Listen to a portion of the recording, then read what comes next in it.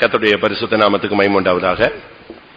நியாயாதிபதிகளின் புஸ்தகம் 8ஆம் அதிகாரம் 17ஆம் வசனம் வாசிக்கலாம். நியாயாதிபதிகள் 8:17. பெனுவேலின் கோபுரத்தை இடித்து அவ்வூர் மனுஷரையும் கொன்று போட்டான். பெனுவேலின் கோபுரத்தை இடித்து அவ்வூர் மனிதரையும் அவன் கொன்று போட்டான். இங்கே ஒரு கோபுரம் இடிக்கப்பட்டதாகவும் அந்த கோபுரத்தின் பக்கத்திலே அதிலே வசித்த ஜனங்களை கொன்று போட்டதாகவும் வேதம் சுட்டிக்காட்டுகிறது. நம்முடைய வாழ்க்கை என்பது ஒரு கோபுரம். ஆண்டவர் நம்மை கோபுரமாக மாற்ற விரும்புகிறார். இந்த கோபுரமாகி மாற்றப்படுகிற இந்த தன்மையில நாம் நிலைத்திருக்க வேண்டும். இது இடிக்கப்பட்டு போகக்கூடாது. நாம் முதலாவது படித்ததான அந்த சீலோவாம் கோபுரம் என்பது அது விழுந்து இடிந்து விட்டது, தானாவே விழுந்து விட்டது. அடுத்த வாரம் படித்ததான பாபேல் கோபுரம் தேவன் இறங்கின பொழுது அதை கட்டுவதை அப்படியே நிறுத்தி விட்டார்கள். ஒவ்வொன்றுக்கும் ஒவ்வொரு ஆவிக்குரிய அனுபவங்கள், ஆவிக்குரிய சத்தியங்கள் உண்டு. இங்கே நாம் பார்க்கும் பொழுது பெனுவேலின் கோபுரம், இதை இடித்து அதில் உள்ளவர்களை கொன்று போட்டார்கள். பெனுவேல் அப்படின்னா என்ன அர்த்தம்? ஏன் அது இடிக்கப்பட்டது? இது தானாய் விழவில்லை, இது கட்டப்படாமல் நிறுத்தப்படவும் இல்லை, இது இடிக்கப்பட்டது. தெளிவாக இடிப்பேன் என்று ஒரு மனிதன் சொல்லிவிட்டு போனான், அது அப்படியே நிறைவேற்றப்பட்டது. நியாயாதிபதிகள் 8ஆம் அதிகாரம் 8ஆம் வசனம் 9ஆம் வசனம். அவன் பெனுவேலின் மனுஷரை பார்த்து, நான் சமாதானத்தோட திரும்பி வரும்போது இந்த கோபுரத்தை இடித்து போடுவேன் என்றான். இப்பொழுது அவன் சொல்லிவிட்டு சென்றான், திரும்பி வந்து அதை இடித்து போட்டான். நம்முடைய வாழ்க்கை இடிக்கப்படலாமா? இடிக்கப்படக்கூடாது. கர்த்தர் நம்மை கோபுரமாக மாற்றின பின்பு நாம் நம்முடைய வாழ்க்கையை இடிக்க அனுமதிக்க கூடாது. பெனுவேல்னா என்ன அர்த்தம்? முதலாவது நாம் அதை அந்த பெனுவேலுடைய சரித்திரத்தை நாம் அறிந்திருந்தால்தான் அது இடித்தல் உடைத்தல்னா அதுக்கு விளக்கம் நமக்கு புரியும். ஆதியாகமம் 32ஆம் அதிகாரம் 30ஆம் வசனம். ஆதியாகமம் 32:30. அப்பொழுது யாக்கோபு, நான் தேவனை முகமுகமாய் கண்டேன், உயிர் தப்பி பிழைத்தேன் என்று சொல்லி அந்த ஸ்தலத்துக்கு பெனியேல் என்று பெயரிட்டான். இந்த பெனியேல் தான் பின்னாட்கள்ல பெனுவேல் என்று அழைக்கப்படுகிறது. பெனியேல் அப்படின்னா நான் தேவனை முகமுகமாய் கண்டேன் என்று அர்த்தம். தேவனை முகமுகமாய் காண்பது, இதுதான் புதிய ஏற்பாட்டு சபையினுடைய லட்சியம். புதிய ஏற்பாட்டு சபையினுடைய இலக்கம் அதுதான். ஆண்டவரை முகமுகமாய் சந்திக்கும் அனுபவம். இன்றைக்கு உலகத்துல அநேக ஊழியர்களுக்கு ஆண்டவரை தரிசிக்கக்கூடிய பாக்கியம் கிடைத்தது, அதன் மூலமாய் ரட்சிக்கப்பட்டார்கள். அநேகர் இன்றைக்கும் கூட ஆண்டவரை தரிசிக்கக்கூடிய தரிசனத்தை பெற்றுக் கொள்கிறார்கள். இன்றைக்கும் ஆண்டவர் அநேகருக்கு தரிசனமாகி கொண்டு இருக்கிறார்.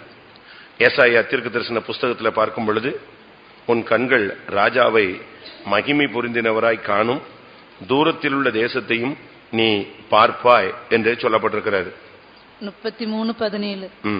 உன் கண்கள் ராஜாவை மகிமை பொருந்தினவராக காணும், தூரத்தில் உள்ள தேசத்தையும் பார்க்கும். ராஜாவை மகிமை பொருந்தினவராய் காணக்கூடிய ஒரு லட்சியம்தான் புதிய ஏற்பாட்டு சபையினுடைய தரிசனம். இங்கே இந்த பெனுவேல் என்று பெனியேல் என்று அந்த இடத்துக்கு பெயரிட்டான். யார் இந்த பெயரை வைத்தது? யாக்கோபு. யாக்கோபு தனித்து விடப்பட்ட ஒரு நிலவரத்தில் இருக்கும் பொழுது, அவன் தேவ சமூகத்தில் போராடின பொழுது அவனுக்கு கிடைத்த அனுபவங்கள் தான் இது. அவன் தேவனை முகமுகமாய் கண்டு அப்படி எழும்பி வரும் பொழுது சூரியன் உதித்தது. அந்த இடத்துல அவன் தேவனை கண்டேன், நான் தப்பி பிழைத்தேன் என்று சொல்லி அந்த இடத்துக்கு பெனியேல் என்று பெயரிட்டான். நமக்கு இந்த நாட்களில தேவனை தரிசிக்கிற ஒரு வாழ்க்கை எப்பொழுதும் இருக்க வேண்டும். அது இடிக்கப்பட்டு போகக்கூடாது. ஒரு சிலருக்கு தரிசனம் உண்டு, ஆனா இப்பொழுது அந்த தரிசனம் இல்லை. ஒரு சிலருக்கு வெளிப்பாடுகள் உண்டு, இப்பொழுது அந்த வெளிப்பாடின் அனுபவம் இல்லை. ஒரு சிலருக்கு தீர்க்க தரிசனங்கள் உண்டு, ஆனா இப்ப தீர்க்க தரிசனங்கள் இல்லை. ஒரு சிலருக்கு பாடுகளின் சிந்தை உண்டு, இப்பொழுது அந்த பாடுகளின் சிந்தை இல்லை. ஒரு சிலருக்கு நல்ல ஆவிக்குரிய வாக்குத்தத்தங்கள் கிடைத்த காலங்கள் உண்டு. இப்போ ஒரு வாக்குத்தத்தங்களும் அவங்களுக்கு கிடைப்பதில்லை. இப்படி பல அனுபவங்கள் உண்டு உண்டு என்று சொல்லலாம். ஆனா இப்பொழுது இல்லை இல்லை என்று என்ன செய்யலாம் சொல்ல முடியும். இங்கே நாம் பார்க்கும் பொழுது இந்த பெனியேல் தேவனை முகமுகமாய் கண்டேன் என்று யாக்கோபு இந்த இடத்துக்கு சொன்னபடினால் அந்த இடத்துக்கு பெனுவேல் என்று பெயரிட்டது மாத்திரமல்ல, யாக்கோபு தேவனை சந்தித்ததுக்கு அடையாளமாக ஒரு கோபுரம் கட்டப்பட்டது. அதான் முக்கியம். இன்னைக்கு நினைவு சின்னங்கள் முக்கியமான இடங்கள்ல எல்லாம் என்ன செய்வாங்க, ஒரு தூண்கள் வைப்பாங்க. அதுபோல தேவனை அவன் கண்ட இடத்துக்கு என்ன பேர் வச்சுட்டான், பெனியேல்னு வச்சுட்டான். அந்த இடத்துல பிற்காலம் அவனுடைய சந்ததி எதை கட்டிருச்சு, ஒரு பெரிய கோபுரத்தை எழுப்பிட்டாங்க. அந்த கோபுரத்தை பார்க்கும்போது யாக்கோபு தேவனை சந்தித்த இடம், தேவனை முகமுகமாய் பார்த்த இடம், மணிக்கணக்காக இரவெல்லாம் கடந்து போராடின ஒரு இடம், யாப்போக்கு ஆற்றங்கரையிலே நடந்த ஒரு சம்பவம் அதுக்கு முன்பாக எழுதப்பட்டிருக்கிறது. 32:22. ராத்திரியில் எழுந்திருந்து தன் 2 மனைவிகளையும் தன் 2 பணிவிடைக்காரிகளையும் தன்னுடைய 11 குமாரரையும் கூட்டிக் கொண்டு யாப்போக்கு என்கிற ஆற்றின் துறையை கடந்தான். அவர்களையும் சேர்த்து ஆற்றை கடக்க பண்ணி தனக்கு உண்டான யாவையும் அக்கறைப்படுத்தினான். யாக்கோபு பிந்தி தனித்திருந்தான். அப்பொழுது ஒரு புருஷன் பொழுது விடியும் அளவும் அவனுடனே போராடி. இந்த இடத்துக்கு பேருதான் யாப்போக்குங்கிற ஆற்றை கடந்து வந்துட்டு தன்னுடைய மனைவி பிள்ளைகள் கொட்டி எல்லா ஆடு மாடு எல்லாத்தையும் ஓரம் கட்டிட்டு தனியா உட்கார்ந்து ஒரு 7 மணி நேரம் போராடினான். இரவெல்லாம் போராடினான், விடல. காலையில டைம் ஆயிடுச்சு. 26ஆம் வசனம். அவர் நான் போகட்டும் பொழுது விடுகிறது என்றார். எப்படி இருக்கும் பாருங்க. ஆனாலும் இவன் சொல்றான், இல்ல இல்ல பொழுது விடிஞ்சாலும் சரி சாஞ்சாலும் சரி எனக்கு என்ன வேணும், ஆசீர்வாதம் வேணும்னு மணிக்கணக்காக இரவெல்லாம் போராடின ஒரு இடம். அந்த இடத்துலதான் கர்த்தர் அவனுக்கு தரிசனமானார். இப்படி போராடின அனுபவங்கள் இங்க இருக்கிற எல்லாருக்குமே உண்டு. ரட்சிக்கப்பட்ட அனுபவங்கிறது அதுதான். தனியா கடந்து அழுது போராடி கண்ணீர் விட்டு உடைஞ்சு நொறுங்கி தவித்து புலம்பி ஒரு ஆண்டவருக்காக ஒரு ஏக்கம் வந்த ஒரு காலம். அந்த இடங்கள்ல நமக்கு எத்தனை தரிசனங்கள், எத்தனை வாக்குத்தத்தங்கள், எத்தனை வெளிப்படுத்தல்கள், எத்தனை தீர்க்க தரிசனங்கள், எத்தனை விதமான மகிமையான காட்சிகள். ஒரு சிலர் பரலோகத்தை பார்க்கிறாங்க, ஒரு சிலர் சிலுவையை பார்க்கிறாங்க, ஒரு சிலர் வாழ்க்கையினுடைய அடுத்த கட்ட பகுதியை பார்க்கிறாங்க, ஒரு சிலர் தங்களுடைய தோல்விகள் எல்லாம் பார்த்து உடைஞ்சு சரிப்படுறாங்க. இதெல்லாம் முக்கியமான அனுபவம். சுமார் 20 வருடங்களுக்கு முன்பாகத்தான் இவனுக்கு இப்படிப்பட்ட ஒரு அனுபவம் இருந்தது. 20 வருடத்துக்கு பிறகு இப்ப இவனுக்கு மறுபடியும் அதே எக்ஸ்பீரியன்ஸ் கிடைக்குது. அப்பதான் அவன் சொல்றான், நான் தேவனை முகமுகமாய் என்ன செய்தேன், பார்த்தேன். முகமுகமாய் பார்த்தேன்னு சொன்னா ஆண்டவரும் இவனும் மல்யுத்தம் பண்ணாங்க. அந்த இடத்துல கர்த்தருடைய தூதன் இல்லாவிட்ட ஒரு புருஷன் அப்படின்னு இருக்கு. ஆனா அப்படி அல்ல. இவன் கேட்கிறான், உங்க பேர் என்ன சுவாமின்னு. இவன் கடைசியை கேட்கும்போது அவர் கிளம்பும் போது இவன் என்ன கேட்கிறான், உம்முடைய நாமத்தை எனக்கு சொல்லிட்டு போங்க, உங்க பேரை சொல்லிட்டு போங்க. அப்ப அவர் என்ன சொன்னாரு, நீ என் நாமத்தை கேட்பானேன் என்று சொல்லி அவனை ஆசீர்வதித்தார். அப்பதான் அவனுக்கு புரிஞ்சது, யார் இது, தேவன். தேவனை முகமுகமா பார்த்தேன். அப்ப பாருங்க, இன்னைக்கு நமக்கு இந்த அனுபவம் இருக்கா? பெனியேல் என்கிற ஒரு மகிமையான ஒரு அனுபவம், மணிக்கணக்கா போராடுற ஒரு அனுபவம், ஆண்டவரோடு மணிக்கணக்கா பேசுகிற ஒரு அனுபவம், ஆண்டவர் நம்மோடு மணிக்கணக்காய் பேசுகிற அனுபவம், ஆண்டவரை தொடுதல், ஆண்டவரோடு போராடுதல், ஆண்டவரோடு கட்டி பிடித்து உருண்டு 2 பேருக்கும் பயங்கரமான ஒரு யுத்தம், சண்டை மாதிரிதான். கடைசி வரைக்கும் இவன் அவர்கிட்ட எப்படியாவது நீ ஆசீர்வச்சிருங்க ஆசீர்வச்சிருங்க ஆசீர்வதிச்சிருங்க. கடைசியில பாத்தீங்கன்னா இவனுடைய தொடை சந்து நெஞ்சிருச்சான், சுளுக்கிடுச்சு. அந்த அளவு ஆண்டவரோடு என்ன செஞ்சான். நான் ஒரு சிஎஸ்ஐ வீட்டுக்கு போனேன், யாக்கோபும் தேவனும் போராடுறத ஒரு கற்பனை படம் அழகா போட்டோகிராஃப் போட்டு வச்சிருக்கான். அழகா 2 பேரும் சண்டை போடுறாங்க. இவன் அவரை எப்படியாவது கண்ட்ரோல் பண்ணிடணும்னு பாக்குறான். அந்த அளவு ஜபங்கள்ல போராடுகிற ஒரு அனுபவம் பவுலுக்கு இருந்தது. பவுல் சொல்லுகிறார், நீங்களும் என்னோடு கூட ஜபங்களில் என்ன செய்யணும், போராடணும். எப்பா பேராதித்து உங்களுக்காக ஜபங்களில் எப்பொழுதும் என்ன செய்கிறான், ஜபங்களில் போராடுகிறான். அது ஒரு தனி தன்மை. கொலோசியர் 4ஆம் அதிகாரமா 4:12. எப்பாபிராவும் உங்களுக்கு வாழ்த்துதல் சொல்லுகிறான். உங்களை சேர்ந்தவனும் கிறிஸ்துவின் ஊழியக்காரனுமாகிய இவன் நீங்கள் தேவனுக்கு சித்தமானவர்கள் எல்லாவற்றிலும் தேறினவர்களாயும் பூரண நிச்சயமுள்ளவர்களாயும் நிலைநிற்க வேண்டும் என்று தன் ஜெபங்களில் உங்களுக்காக எப்பொழுதும் போராடுகிறான். அவன் ஜெபத்துல போராடுறான். அப்போஸ்தலனாகிய பவுலுடைய பேட்டர்ன் அவன் அப்படியே அது வார்ப்பித்தவன். அவனுக்கு அப்போஸ்தலனாகிய பவுலுக்கு எத்தனையோ சீஷர்கள் இருந்தார்கள், ஒவ்வொன்றும் ஒவ்வொரு டிசைன்ல இருந்துச்சு. ஆனா ஜெபத்தை ஃபாலோ பண்ண ஆள் யாருதான்? இவன் ஒரு ஆள் தான். அவன் எப்படி ஜெபிக்கிறானோ அதே மாதிரி ஜெபிப்பார், சேம் டிட்டோவா ஜெபிக்கிறார். ஜெபங்களில் போராடுதல், இதுதான் அவனுடைய அனுபவம்.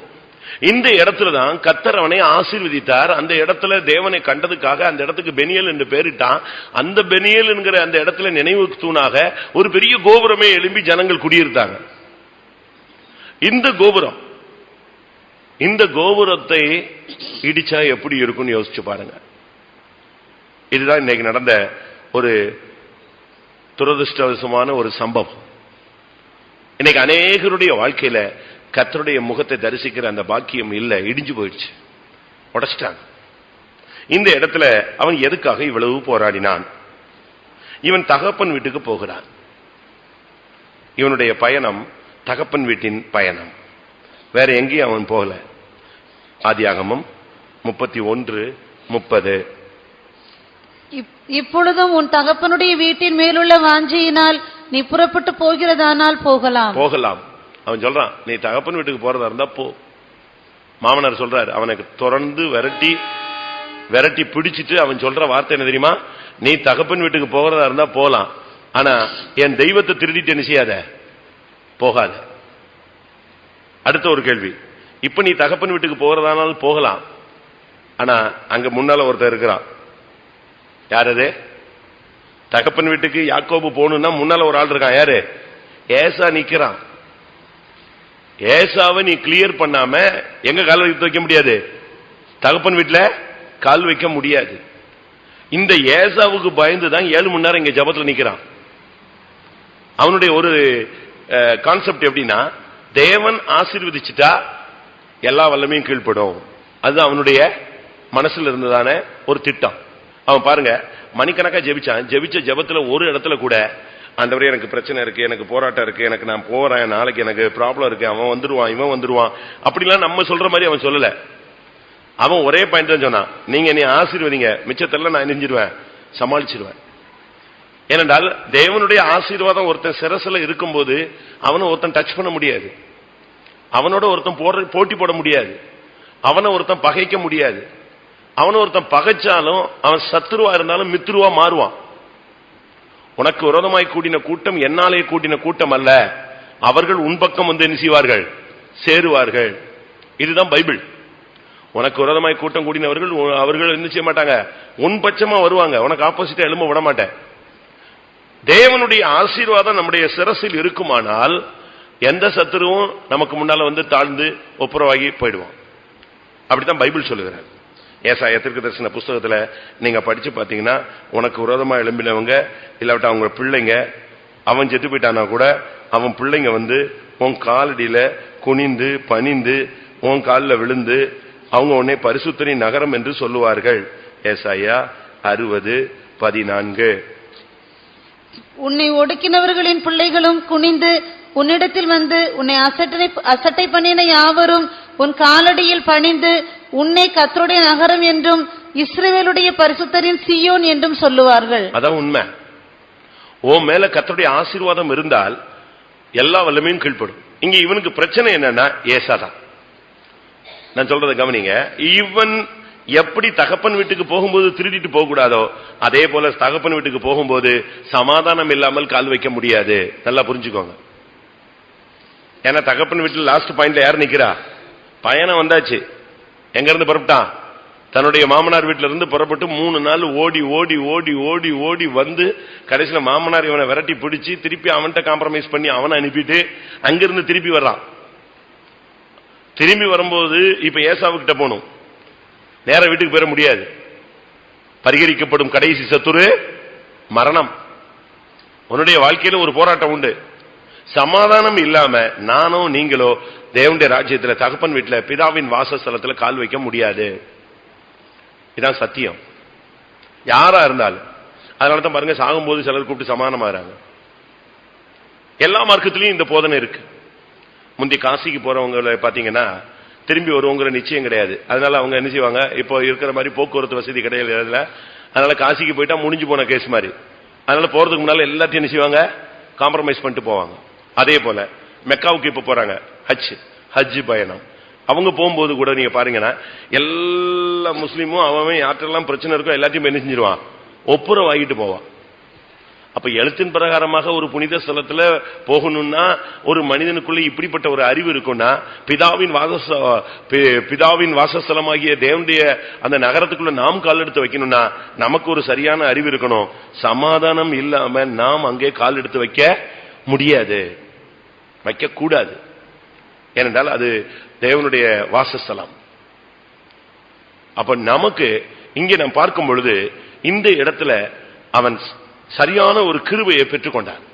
தேவனுடைய முகத்தை அவன் தரிசித்தான். அதனால முதலாவது இது முடிஞ்சு வெளியே வந்தவுடனே அவன் செஞ்சது என்னன்னு தெரியுமா, ஏசாவை சந்திச்சான். ஒரு பக்கத்துல பயம், இன்னொரு பக்கத்துல ஆண்டவர் ஆசீர்வதிச்சிருக்கிறார்னு ஒரு திட நம்பிக்கை. அதனால நம்முடைய வாழ்க்கையில தேவனுடைய முகத்தை கண்டோம் என்று சொன்னால் அதனுடைய பிரதிபலிப்பு என்னன்னா ஒப்புரவாகுதல், சமாதானம், யாவரோடும் சமாதானம். ரோமர்ல சொல்லியிருக்கு கூடுமானால். அதை நம்ம ஆளுங்க ரொம்ப ஸ்ட்ராங்கா பிடிச்சுக்கிறாங்க. முடிஞ்சா வாசிங்க, அப்படியா? கூடுமானால் பரிசுத்தமா இருக்கவும், கூடுமானால் யாவரோடும் சமாதானமா இருக்கும். அப்ப கூடுமான பரிசுத்தாரு இல்லைன்னா பாவியாருன்னு அர்த்தமா? வாசிங்க ரோமர் 12:18. கூடுமானால் உங்களால் ஆன மட்டும் எல்லா மனுஷரோடும் சமாதானமா இருங்கள். எப்படி கூடுமானால்? அப்படி அல்ல, யாவரோடும் நீங்கள் சமாதானமா இருக்க வேண்டும். அப்படி இருக்க முடியுமா? நீங்க பாவத்தோடும் பிசாசோடும் மட்டும்தான் சமாதானமாக கூடாது. பாவத்தோடு காம்ப்ரமைஸ் பண்ணக்கூடாது, பிசாசோடு காம்ப்ரமைஸ் பண்ண கூடாது.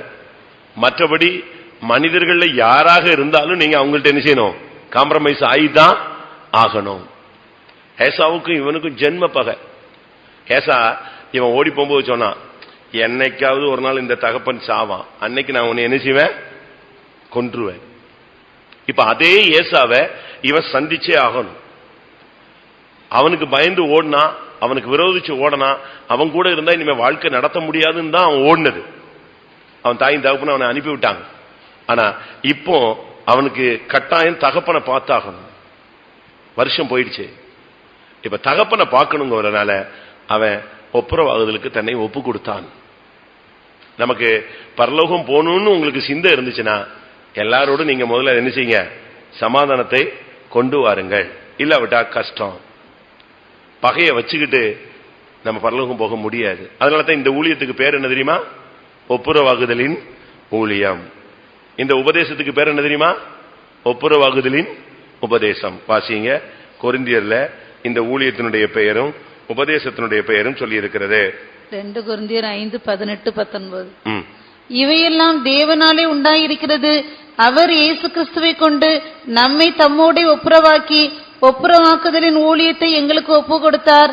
அது என்னவெனில், தேவன் உலகத்தாருடைய பாவங்களை எண்ணாமல் கிறிஸ்துவுக்குள் அவர்களை தமக்கு ஒப்புரவாக்கி ஒப்புரவாக்குதலின் உபதேசத்தை எங்களிடத்தில் ஒப்புவித்தார். இந்த உபதேசத்தினுடைய பெயர் ஒப்புரவாகுதல், இந்த ஊழியத்தினுடைய பெயர் ஒப்புரவாகுதலின் ஊழியம்.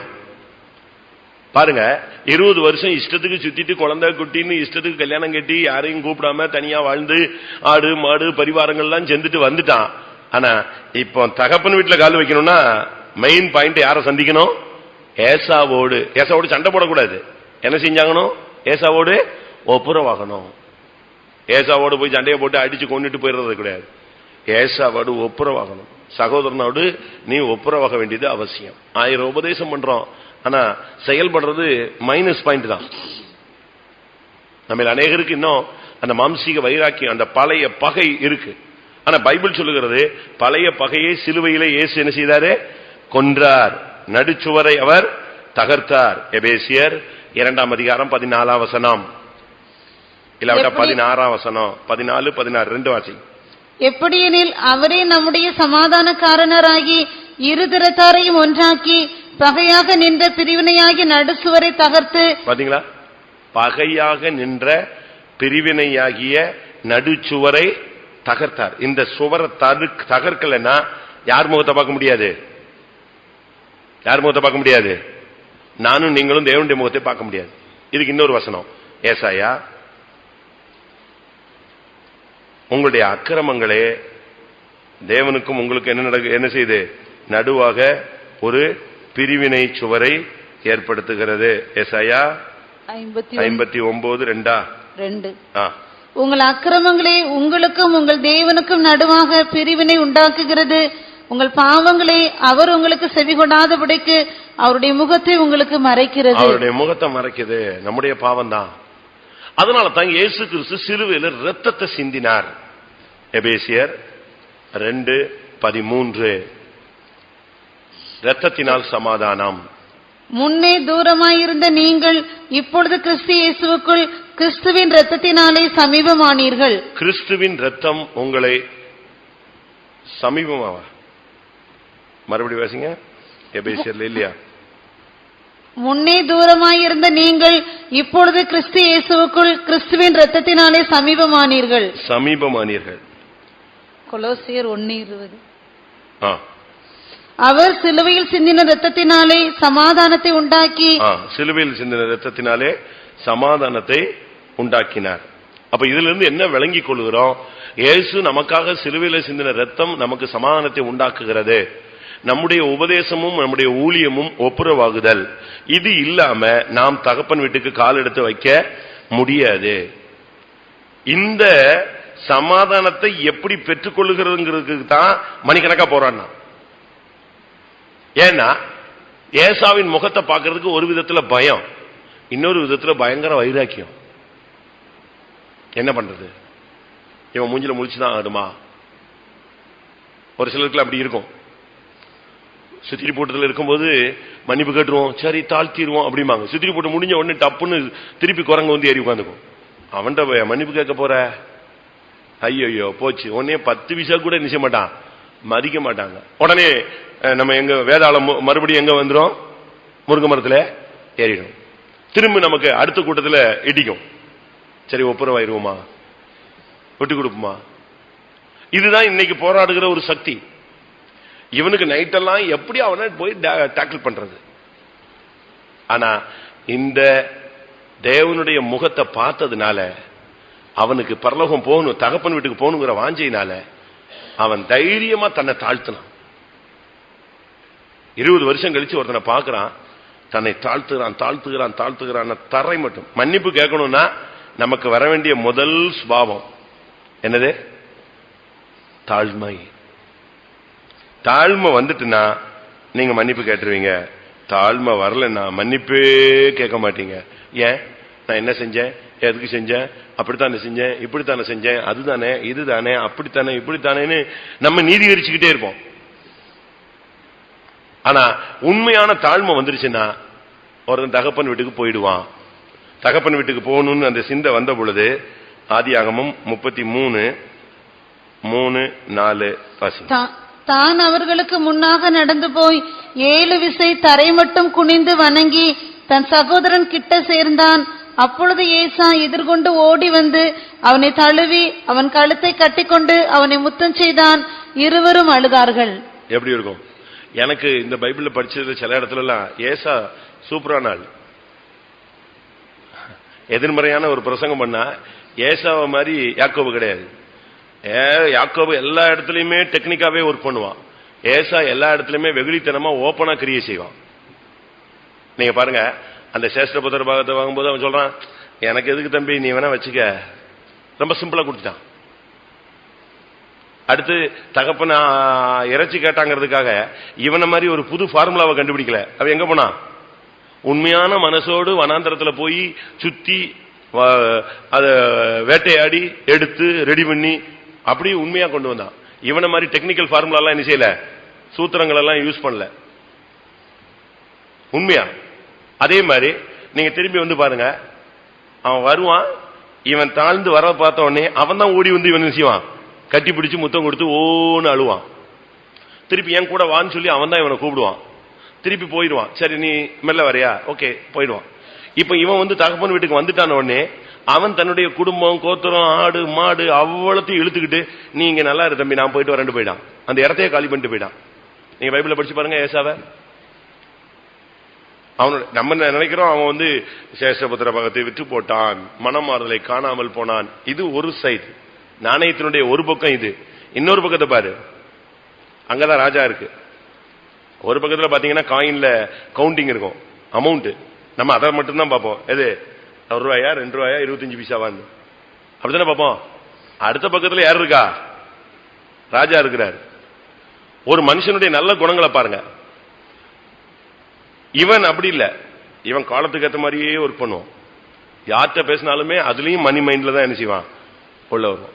சரி, இப்ப 7 மணி நேரம் ஜெபிச்சுட்டு வர்றான். இப்ப தகப்பனை பார்க்கணும். தகப்பனை பார்க்கறதுக்கு முன்னால ஒரு ஆள் நிக்கிறான், ஒப்புரவாகுதல். பரலோகம் போகணும்னா நான் திரும்பவும் சொல்றேன், நான் இருந்தாலும் சரி, யாரு இருந்தாலும் சரி, யார்த்தையாவது ஒரு ஆள்கிட்ட மனக்கசப்பு வைத்துக் கொண்டு இருந்தால் நிச்சயம் பரலோகம் என்ன செய்ய முடியாது, செல்ல முடியாது. நீங்க பரலோகம் பாதாளங்கிற புத்தகத்துல படிச்சு பாத்தீங்கன்னா, ஒரு பாஸ்டர் மனைவிட்ட சண்டை போட்டுட்டு கார் எடுத்துட்டு ரோட்ல சுத்துவார். கொஞ்சம் அப்படி கூல் டவுன் ஆன வரை திருப்பி வீட்டுக்கு வருவார். வீட்டுக்கு வந்து அந்த ஒய்ஃபை பார்த்த உடனே அவனுக்கு சொல்லுன்னு ஏறிடும் கோவம். திருப்பி இந்த எங்க வீட்டுக்கு வந்துட்டோமே மறந்து போயின்னு திருப்பியும் கார் எடுத்துட்டு வெளியே போயிடுவான். அப்ப அவ சொல்லுவா சாரிங்கன்னு, மூஞ்சில முடிச்சு தப்புன்ட்டு போயிடுவான். திருப்பி கார் எடுத்து படிச்சிருக்கீங்களா போன இடத்துல ஆக்சிடென்ட் ஆகி சீரியஸ் ஆயிடுவான். அந்த ஒய்ஃப் அங்க வருவான், ஏங்க இப்படி அவசரப்படுறீங்க, நான் தான் மன்னிப்பு கேட்கறேன்ல, மன்னிச்சிருங்க, இப்படி பாருங்க இப்ப டென்ஷன் ஆகி வந்து இப்ப ஆக்சிடென்ட் ஆகி இப்ப சாகர கண்டிஷனுக்கு வந்துட்டீங்க அப்படின்னு. அப்பதான் அவர் என்ன செய்வாரு, அடி விழுந்த பிறதான் அவரு சொல்லுவாரு, சாரிமா நான் உன் மேல தப்பா எடுத்துட்டேன், நான் உன் மேல கோவிச்சுட்டு போய் இப்படி ஆக்சிடென்ட் ஆச்சு, என்னைய மன்னிச்சிருப்பாரு. செத்து போயிடுவாரு. மன்னிச்சிட்டுன்னு சொல்லிட்டு நெஞ்சிருவாரு, கேட்டுட்டு செத்துருவாரு.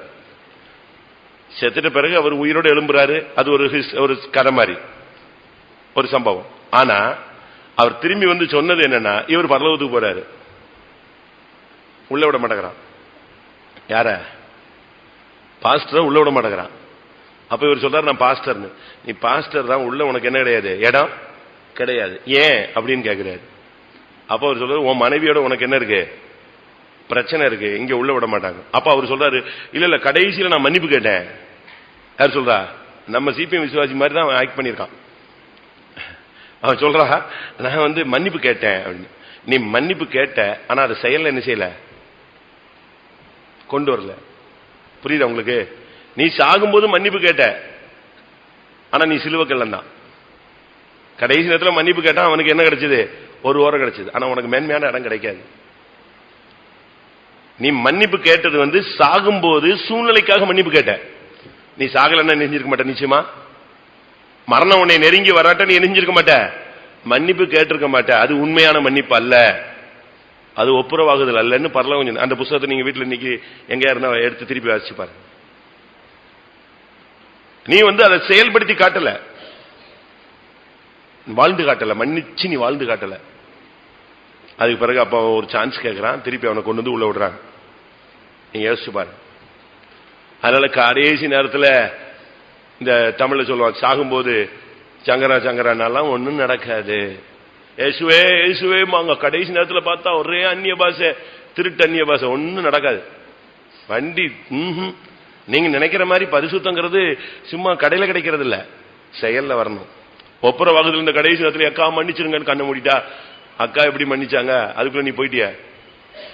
நல்லா புரிஞ்சுக்கணும். நம்முடைய வாழ்க்கையில நாம் சில பாடங்களை கற்றுக்கொள்ளணும். இப்பமே கத்துறோம். ஏன் திரும்ப இந்த சத்தியங்களை அடிக்கடி நம்ம பேசுறோம்?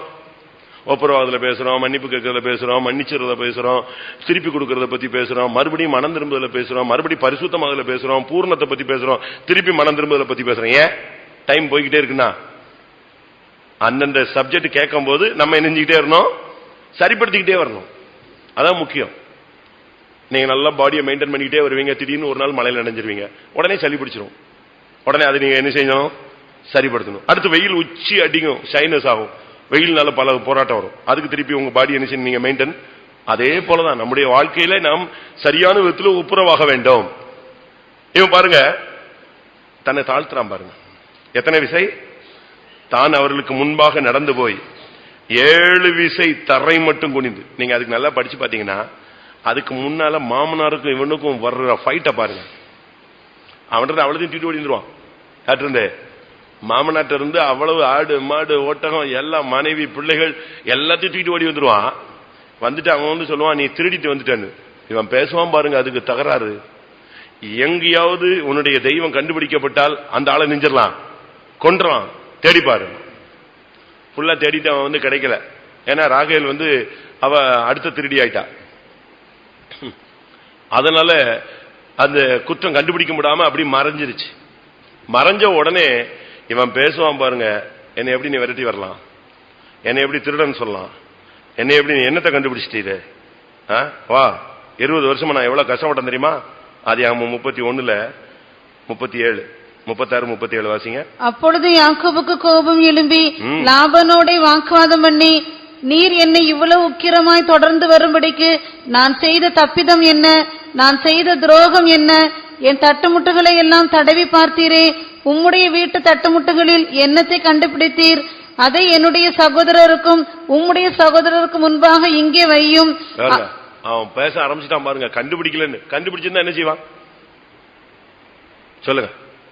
ராகேல் கூடாரத்துல இல்லாவிட்டா ஒட்டகத்துல சேனத்துல லாபான் கண்டுபிடிச்சிட்டான். யாக்கோபு என்ன செய்வார் சொல்லுங்க.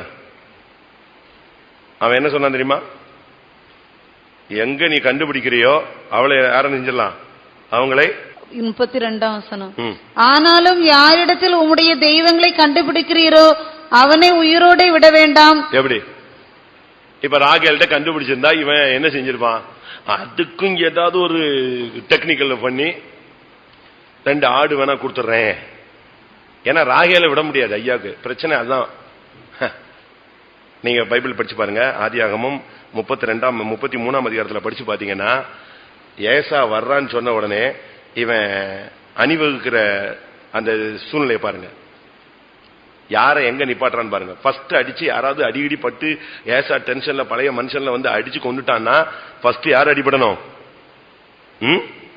ஃபர்ஸ்ட் லேயால நிப்பாட்டிட்டான்.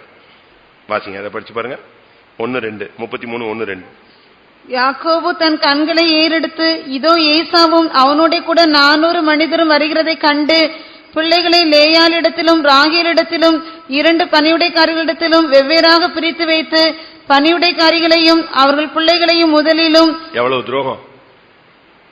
எப்படி ஃபர்ஸ்ட் அடிபட்டு செத்தா யார் சாவணும், லேயால் சில்பால் அவளுடைய பிள்ளைங்க. பணிவிடைக்காரிகளை ஃபர்ஸ்ட் நிப்பாட்டியாச்சு, அடுத்து அவ பிள்ளைகளை நிப்பாட்டிட்டான். அடுத்து லேயாலையும் அவள் பிள்ளைகளையும் இடையிலும். அடுத்து அடிபட்டா யார் மாட்டட்டும், கண்ணு ஒரு மாதிரி வச்சுட்டு பாத்துட்டாளேடா, இவ போனா என்ன செய்யட்டும், போகட்டும்.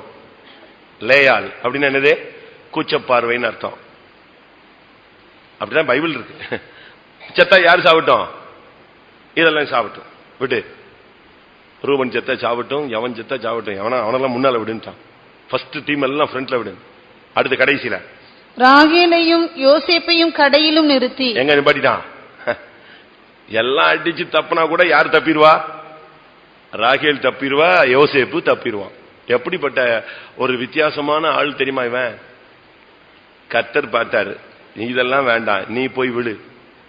7 தரம் விழுனாரு. தாழ்த்து. ஒப்புரவாகும் போது பரலோகத்துக்கு போகணும்னு ஆசை இருந்தா அப்படியே தாழ்த்திட வேண்டிதான். மானம் மரியாதை சூடு சொர்ண எல்லாத்தையும் துரத்தி போட்டுருங்க. அப்படிதான் நம்முடைய மதிப்பு மரியாதை பிரஸ்டீஜ் எல்லாம் பாத்தீங்கன்னா பரலோகத்துக்கு போக முடியாது. அப்படி இல்ல, நான் யார் தெரியுமான்னு சூடு சொர்ணெல்லாம் உனக்கு நல்லா ஹை ஸ்பீட்ல நாயை பிடிச்சு பார்ப்பாங்க. ஃபர்ஸ்ட் குட்டிகளை, நாய்க்குட்டியை பிடிச்சு பார்ப்பாங்க. எப்படி பிடிச்சு பார்ப்பாங்க, நல்ல நாயான்னு பிடிச்சு பார்க்கறது என்ன செய்வான், காதை பிடிச்சு தூக்குவாங்க. பாத்துருக்கீங்களா? அது கத்தாம ரொம்ப அமைதியா இருந்தா சீச்சனின்னு தூக்கி விட்டுருவான், அடிச்சு விடுவான், துரத்தி விட்டுருவான், வீட்லயே வைக்க மாட்டாங்க. அது கத்துனாதான் அதுக்கு பேரு என்ன இருக்கு, சொர்ணம் இருக்குமா. அப்படிப்பட்ட நாயை தான் வீட்டுல வைக்கணுமா. ஆனா இவனை நீங்க பாத்தீங்கன்னா மொத்தத்தையும் தூக்கி எறிஞ்சிருவான். வாழ்க்கையில அப்பந்தான் ராகேல் பாக்குறா, லேயால் பாக்குறா, பில்கால் சில்பால் பிள்ளைங்க எல்லாம் பாக்குறாங்க. இவனுக்கு இவ்வளவு தாழ்மையும் என்ன செய்து உள்ள இருக்கு. ஒரு நாள் கூட ஒருத்தனையும் தலை வணங்காத ஒரு ஆள். இன்னைக்கு சொல்றான், அவர்களுக்கு முன்பாக நடந்து போய் 7 விசை தரை மட்டும் குனிந்து வணங்கி தன் சகோதரன் கிட்ட சேர்ந்தான். 2 பேரும் அழுதாங்க. 10ஆம் வசனம். அதற்கு யாக்கோபு, அப்படியல்ல, உம்முடைய கண்களில் எனக்கு தயவு கிடைத்ததே, ஆனால் என் வெகுமதியை என் கையிலிருந்து ஏற்றுக்கொள்ளும். நீர் என்மேல் பிரியமானீர், நான் உம்முடைய முகத்தை கண்டது தேவனுடைய முகத்தை கண்டது போல இருக்கிறது. இப்ப என்ன தேவனுடைய முகத்தை பார்த்திருக்கிறான். இப்ப அடுத்து என்ன சகோதரனை பார்த்தா எப்படி தெரியுது சொல்லுங்க? தேவனுடைய முகத்தை பார்த்ததுனால இப்ப அவனுக்கு யார பார்த்தாலும் எப்படி தெரியுது? அண்ணனா இருந்தாலும் சரி, சகோதரனா இருந்தாலும் சரி, எல்லாருமே அவனுக்கு கண்கள்ல அவன் சொல்றான், இப்பொழுது உம்முடைய முகத்தை நான் கண்டது தேவனுடைய முகத்தை கண்டது போல இருந்தது. இதான் உண்மை, இதான் வாழ்க்கை. பித்தலாட்டம் இல்லாத வாழ்க்கை, உண்மையான வாழ்க்கை, சமாதானமான வாழ்க்கை. இப்ப அவனுக்கு யார பார்த்தாலும் பகை இல்ல, 20 வருஷம் வெறித்தன கோபங்கள் இல்ல, 20 வருஷம் கசப்பு இல்ல, எல்லாம் போயிடுச்சு. அந்த சகோதரனை கட்டி பிடிச்சு அழுது முடிஞ்ச உடனே அவன் சொல்றான், இப்பொழுது நான் உன்னுடைய முகத்தை பார்த்தது தேவனுடைய முகத்தை பார்த்தது போல இருக்கிறது. ஏசு சொல்றார், என்னை கண்டவன் பிதாவை கண்டான். அவன் தேவனுடைய முகத்தை பார்த்து தரிசனம் பார்த்து வந்தான். இங்க சத்ருவே யாரு முகம் மாதிரி தெரிஞ்சது? தேவனுடைய முகம் போல தென்பட்டது. இதுதான் வாழ்க்கை. நாம் பரலோகம் போகணும்னு சொன்னா, பிதாவின் வாசஸ்தலத்துக்கு போகணும்னு சொன்னா சமாதானம் முக்கியம். இந்த சமாதானம் வரணும்னு சொன்னா நீ பெனியேல் தேவனுடைய முகத்தை பார்க்கணும். தேவனுடைய முகத்தை பார்த்தா உனக்காக சூரியன் உதிக்கும். வாசிங்க மறுபடியும் அந்த வசனத்துக்கு 31:30 வருவோம். 32:31 அவன் பெனியேலை கடந்து போகையில் சூரியன் உதயமாயிற்று. பெனியேல்ங்கிற இடத்தை தேவனை முகமுகமாய் பார்த்துட்டு அப்படி வெளியே வந்த உடனே என்ன நடந்துச்சு? சூரியன் உதயமாயிற்று. சூரியன் உதயத்துக்கு ஒரு 3 காரியம் சொல்றேன். சூரியன் உதயமானால் என்ன நடக்கும்? 1 ஆதியாகமம் 19:23. லோத்து சோவாருக்குள் வரும்போது பூமியின் மேல் சூரியன் உதித்தது. சூரியன் உதித்த பொழுது சோவாருக்கு வந்துட்டான், நியாய தீர்ப்புல இருந்து தப்பி வந்துட்டான். அதான் முக்கியம். சூரியன் உதித்தால், கர்த்தர் உன்மேல் உதித்தால் உன் வாழ்க்கையில நீ சத்துருவுக்கு நியாய தீர்ப்புக்கு தப்பிடுவ, நியாய தீர்ப்புல இருந்து வெளியே வந்துருவ. பெனியேலை கடந்து போகையில் தேவனுடைய முகத்தை பார்த்து அவன் திரும்பி வந்த பொழுது சூரியன் உதயமாயிற்று. நியாய தீர்ப்பிலிருந்து நீ தப்புவாய். 1 எவ்வளவு பெரிய நியாய தீர்ப்பு தெரியுமா? அந்த ஊருக்கே மொத்தத்தையும் அக்னியும் கந்தகத்தையும் கர்த்தர் கொட்டிட்டார். பயங்கரமா இருந்துச்சு அந்த நேரடியான நியாய தீர்ப்பு, ஜட்ஜ்மெண்ட். சொல்லி அடிச்ச மாதிரி நியாய தீர்ப்பு வந்துச்சு. அப்படிப்பட்ட ஒரு பெரிய நியாய தீர்ப்புக்கு மத்தியில அவனை தப்பிட்டு வரான். அதுவும் கரெக்டா 4 பேர் தப்பி வராங்க. இன்னும் சொல்ல போனா அவங்க வரல, தேவ தூதர்கள் அவங்களை பிடிச்சி இழுத்துட்டு வந்தாங்க. உன்னுடைய வாழ்க்கையிலே சூரியன் உதித்து ஆண்டவருடைய முகத்தை நீ தரிசித்தால், நீ சமாதானத்தை பெற்றுக்கொண்டால், இன்றைக்கு உனக்கு நியாய தீர்ப்பிலிருந்து நீ தப்பிக்கொள்வாய். 2 மல்கியா 4ஆம் அதிகாரம் 2ஆம் வசனம். மல்கியா 4:2. ஆனாலும் என் நாமத்துக்கு பயந்திருக்கிற உங்கள் மேல் நீதியின் சூரியன் உதிக்கும், அதன் சட்டைகளின் கீழ் ஆரோக்கியம் இருக்கும். பாத்தீங்களா? சூரியன் உதிச்சா உனக்கு ஆரோக்கியம் உண்டாகும். தேவனுடைய முகத்தை நீ பார்த்து நீ உன் பிதாவின் வீட்டுக்கு நீ பயணப்பட்டால், சமாதானத்துக்காக உன்னை ஆயத்தப்படுத்திக் கொண்டால் உனக்கு சுகம் கிடைக்கும். தகப்பன் வீட்டுக்கு நீ வியாதியா போகக்கூடாது, சுகமுள்ளவனாய் போய் சேரணும். நீ உன்னை தாழ்த்துறதுக்கு முடிவெடு, உன் வியாதி சரியாயிடும். ஒப்புரவாகுவதற்கு முடிவெடு, உன் வியாதி சுகமாயிடும். உன்னை ஒப்புக்கொடு, உனக்கு தரிசனம் கிடைக்கட்டும். கர்த்தருடைய சமூகத்தில் போராடு, உனக்கு சுகம் கிடைக்கும். இதுதான் கர்த்தருடைய வார்த்தை. 3ஆவதாக 104ஆம் சங்கீதம் 21-22. பாலசிங்கங்கள் இறைக்காக கெர்ச்சித்து தேவனால் தங்களுக்கு ஆகாரம் கிடைக்கும்படி தேடும். சூரியன் உதிக்கையில் அவைகள் ஒதுங்கி தங்கள் தாவரங்களில் படுத்துக் கொள்ளும். எப்படி இருக்கு பாத்தீங்களா? இருள் முழுவதும் காட்டு ஜீவன்கள் நடமாடும். 20ஆம் வசனம். நீர் இருளை கட்டளையிடுகிறீர், ராக்காலமாகும், அதிலே சகல காட்டு ஜீவன்களும் நடமாடும். இருள் இருக்கிற வரைக்கும் காட்டு ஜீவன், பொல்லாத ஆவி, செய்வன, ஏவல், பல வல்லமைகள் நமக்கு விரோதமாய் பயங்கரமா போராடும். ஆனா சூரியன் உதிச்சிட்டுனா இவைகள் எல்லாம் என்ன செய்யும்? விலகிடும். செய்வன விலகிடும், தடைகள் விலகிடும், சாசு விலகிடும், போராட்டம் விலகிடும், உனக்குள்ள இருக்கிறதான தருத்தரம் விலகிடும், வறுமை விலகிடும். ஏதாவது கட்டுகள் இருந்துச்சுன்னா எல்லாமே சூரியன் உதிச்சுட்டா போதும். சூரியன் உதித்து விட்டது, எல்லாரும் போய்விடுங்கள் அப்படிங்கிற சத்தம்லாம் வேண்டாம். சூரியன் உதிக்கிற டைம் வந்த உடனே காட்டு மிருகம் எல்லாம் என்ன செய்யும்? உடனே புறப்பட்டு போயிடும். அது எவ்வளவு தூரம் பயணப்பட்டிருந்தாலும் சிங்கம் உடனே தான் கெபிக்கு ஓடிடும். காட்டு ஜீவன்கள் எல்லாம் பாத்தீங்கன்னா அந்த இருள் தான் வெளியே வரும். அதுக்கு பிறகு பாத்தீங்கன்னா ஒண்ணுமே இருக்காது, எல்லாம் இடத்துல போய் அமைதியாடு. யாரும் சொல்ல வேண்டாம். உனக்காக கர்த்தர் தன்னுடைய வல்லமையை உதிக்க பண்ணுவாரானால், நீ தேவனுடைய முகத்தை பார்க்கக்கூடிய வாழ்க்கைக்கு நீ வந்து விட்டாயானால், ஒப்புரவாகுதலுக்கும் தாழ்மைக்கும் உன்னை ஒப்பு கொடுப்பாயானால், கர்த்தர் உனக்காக சூரியனை உதிக்க பண்ணுவார். உன்னோடு போராடுகிற வல்லமைகள் எல்லாம் ஒதுங்க ஆரம்பிக்கும். அதுக்கு நீ ஏசாவோடு உண்மையான சமாதானத்தை நீ கற்றுக்கொள்ள வேண்டியது, அடைந்து கொள்ள வேண்டியது அவசியம். நாம் இந்த நாட்களில் சமாதானத்தை, ஒருத்தருக்கு ஒருத்தர் ஐக்கியத்தை உண்டு பண்ண, பிரச்சனையை உண்டு பண்ணாதீங்க. ஒருத்தருக்கு ஒருத்தர் குழப்பங்களை, குடும்பங்கள்ல பிரிவினைகளை, உங்க வீட்டை பத்தி அப்படி நினைச்சேன், இப்படி நினைச்சேன், அதை பார்த்தேன், இதை பார்த்தேன், அப்படி பேசினாங்க, இப்படி பேசினாங்க, அப்படி நீங்க பண்ணவே கூடாது. ஆசிங்க மத்தேயுல சமாதானம் பண்ணுகிறவர்கள் பாக்கியவான்கள். மத்தேயு 5:9. சமாதானம் பண்ணுகிறவர்கள் பாக்கியவான்கள், அவர்கள் தேவனுடைய புத்திரர் எண்ணப்படுவார்கள். எப்படி? சமாதானம் பண்ணுகிறவர்கள் பாக்கியவான். இங்கிலீஷ்ல சொல்லியிருக்கு பீஸ் மேக்கர்ஸ், உருவாக்கணும்.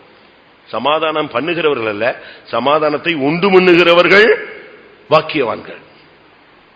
அதனாலதான் சமாதானத்தை உண்டு பண்ணும் ஆக்கினை யாருக்கு வந்துச்சு? இயேசு கிறிஸ்து மேல வந்துச்சு.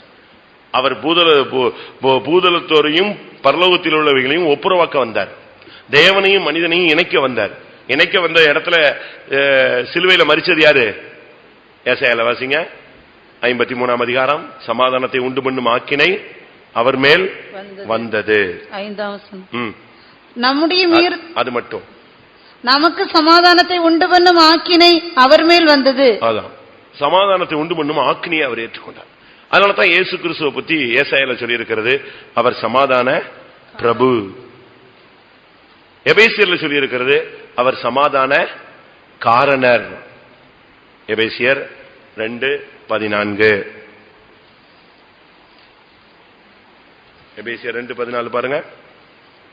எப்படி எனில் அவரே நம்முடைய சமாதான காரணராகி. காரணர், பிரச்சனைக்கு காரணர் அல்ல, பிரிவினைக்கு காரணர் அல்ல. உங்க குடும்பத்தின் பிரிவினைகளுக்கு, சபை குழப்பங்களுக்கு நீங்கள் காரணங்களாய் மாறக்கூடாது. எதுக்கு காரணமா இருக்கணும்?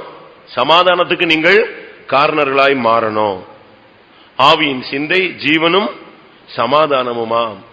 பரிசுத்தாவி உனக்குள்ள இருந்தா உன் சிந்தையில எப்பவும் ஒரு சமாதானத்துக்குரிய ஒரு கிரியை வந்துகிட்டே இருக்கும். நான் ஒரு சகோதரிட்ட அவங்க மகன் பிரச்சனையில கொஞ்சம் சொன்னேன்.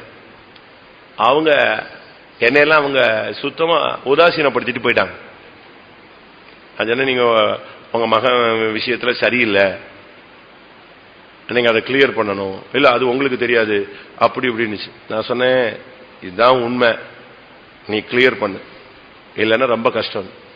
இல்ல அப்படி இப்படி நாங்க கொஞ்ச நேரத்தில் பாத்தீங்கன்னா அந்த பிரச்சனை உச்சகட்டமாகி ஊரை விட்டே ஓடி போயிட்டாங்க.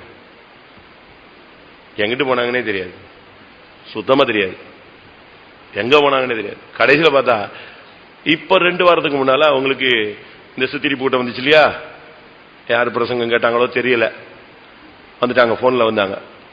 அதுல வந்து நான் அன்னைக்கு வந்து உங்களை உதாசீனப்படுத்திட்டேன், தப்பு, மன்னிச்சிருங்க.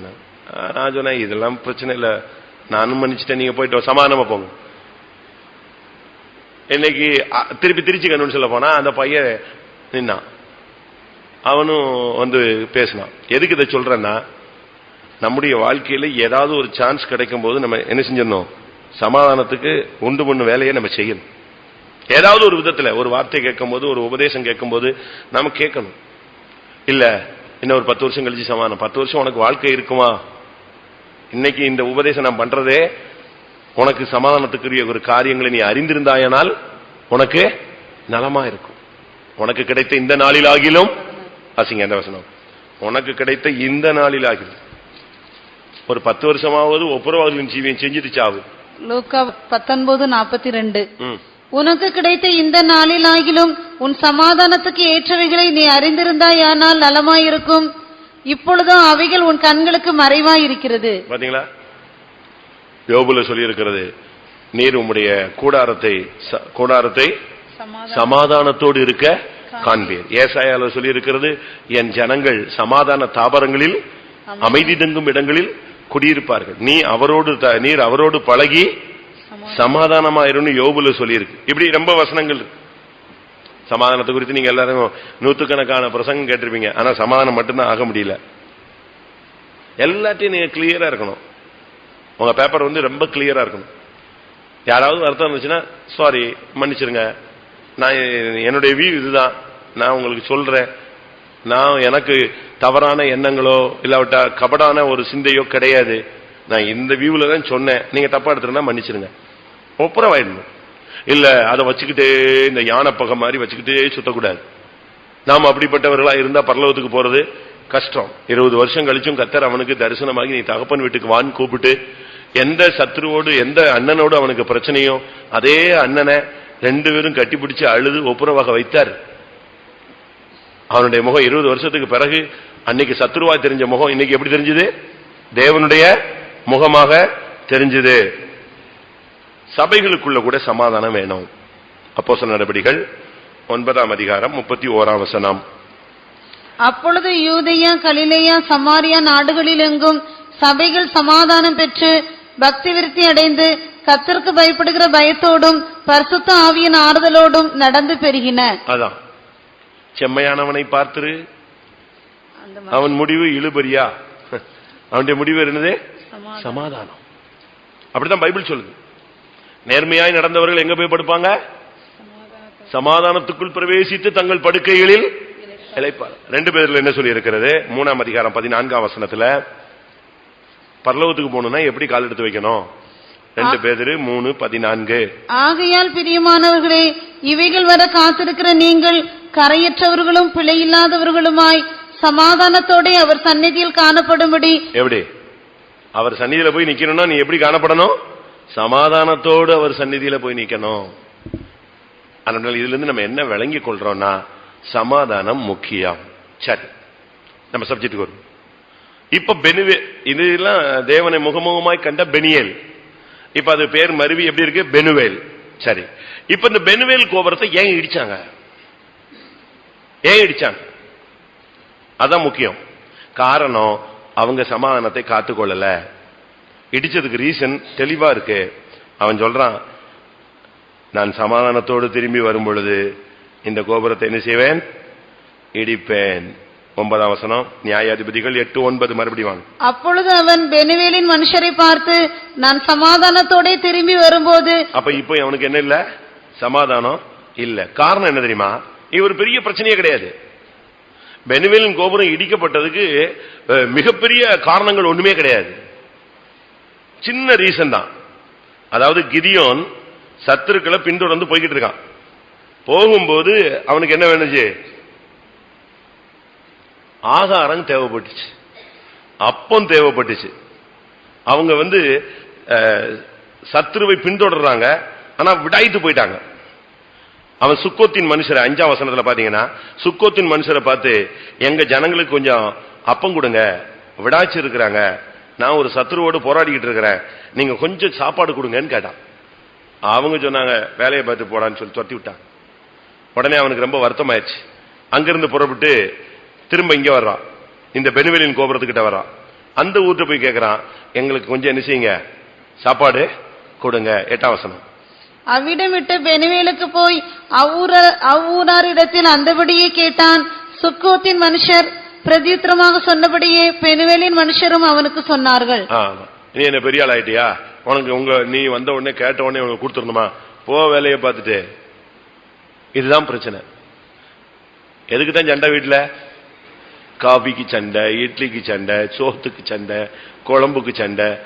ஆற வச்ச குழம்பு வச்சுட்டா, சூடு பண்ணதை தூக்கிட்டு ஓடிட்டா, ஃப்ரிட்ஜில் வச்சுட்டாங்க, ஃப்ரிட்ஜை பூட்டி சாவி எடுத்துட்டாங்க.